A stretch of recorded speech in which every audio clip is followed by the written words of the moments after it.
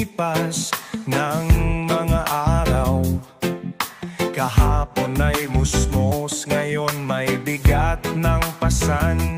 Ngunit bawat hakbang ay aking pinanghahawakan. Kahit minsan ay